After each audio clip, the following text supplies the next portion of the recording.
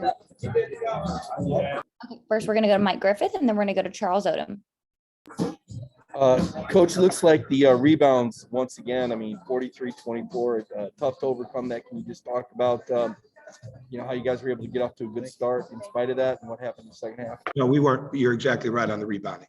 We weren't physically aggressive. We didn't have a high level of compete and physicality on the glass at all. And when that happens, it's indicative a lot of times of where our defense is at. And offensively, we missed some layups at the end. We shot uncharacteristically poor from the free throw line, 21 to 33 or whatever it was. I don't think it was nearly as good for us. But the layups late, we're going to score points. But that's why the defensive rebounds to get our game going. And then they made some open threes. We lost our man a couple of times. But what happens to this team, and it's been happening all year, is we lose a little momentum, and all of a sudden we don't want to understand that we just got to go get it back. We start to get real quiet. All right. And when you get real quiet, you're not going to be very good defensively. You're not going to be very good on the glass, and the ball is not going to be as efficient. So that's where we're at. You've got to have somebody or a couple people that when the other team is starting to make a run outside of the head coach that keep reminding everybody we're still fine. We're still moving. And I'm spending too much time in the timeouts trying to remind them that there's still a lot of game left. But I've been doing that all year. And that's the hard part, because we'll never know what could happen if we could keep our spirit up and keep believing. Now, we play hard. It's not about not playing hard. We play hard. So nobody's backing off from playing hard. But it becomes more, our mentality starts to drop because the team is making a run.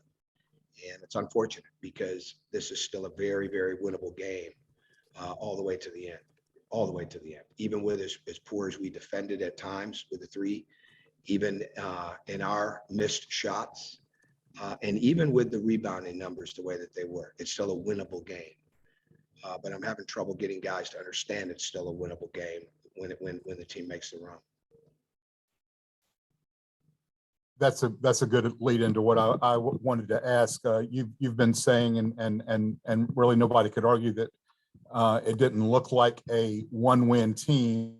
You attended a practice, but when you get in situations like that, when that lead started to disappear midway through the second half, is there just not enough success to form a foundation of confidence for this team? Well, maybe. Yeah, I'm sure that plays into it. But we've got to have, the harder the game gets, the harder you've got to be to play against. And some of that is leading the way out of a huddle. It's leading the way on the court. It's not getting quiet.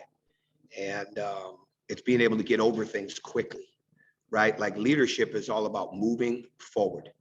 All right, how quick can you move forward? And unfortunately, we're not there. We don't move forward very well. And that's unfortunate because, again, like I said, we're playing hard. We're still scoring points, but it gets quiet and guys just lose that moxie of like, okay, we just got to bear down and get this done and get momentum back. Momentum is always up for grabs. Okay, it's always up for grabs, but you can't get it back when you start to lose your belief.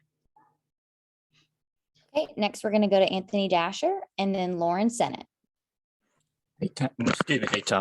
Kind of what was the message to the team in the locker room after the game? I mean, last regular season game, now SEC tournament starting next week. Well, it was nothing about the tournament. It was the same thing. Okay, we're missing layups.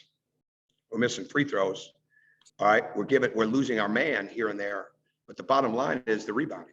All right, it just becomes the rebounding, and we're just not nearly physical enough. And it's obviously we don't have a lot of time to get that figured out because it's been an issue all year. But there's just got to be more of a competitiveness to fight on that glass. And if I had the answer to it, they'd be playing. If I had the answer to it, we'd have had it corrected.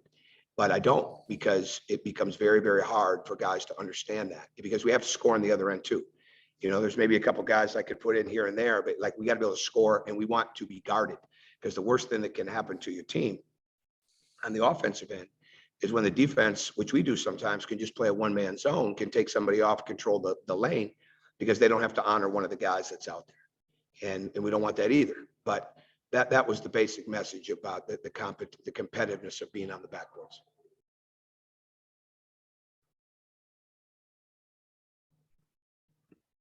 Lauren, do you have